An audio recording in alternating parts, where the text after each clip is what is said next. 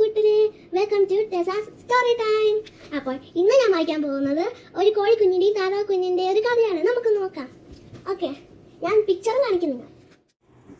ഒരു താറാവ് കുഞ്ഞ് മുട്ട വിരിഞ്ഞു പുറത്തു വന്നു. മുട്ട വിരിഞ്ഞു, ഞാൻ പുറത്തു വന്നു.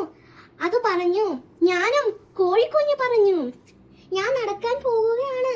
താറാവ് കുഞ്ഞ് പറഞ്ഞു. ഞാനും കോഴിക്കുഞ്ഞ് പറഞ്ഞു, ഞാനൊരു കുഴി കുഴിക്കുകയാണ്. താറാവ് കുഞ്ഞ് പറഞ്ഞു. ഞാനും കോഴിക്കുഞ്ഞ് പറഞ്ഞു. എനിക്ക് ഒരു പുഴുവിനെ കിട്ടി.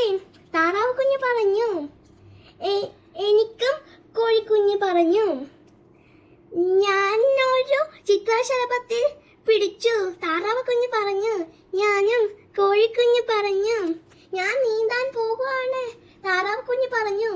ഞാനും കോഴിക്കുഞ്ഞ് പറഞ്ഞു. നോക്ക്, ഞാൻ നീന്തുകയാണ്.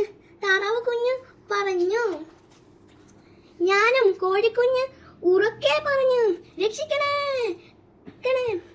ഞാൻ ഇനിയും നീന്താൻ പോകുകയാണ്. താറാവ് കുഞ്ഞ് പറഞ്ഞു.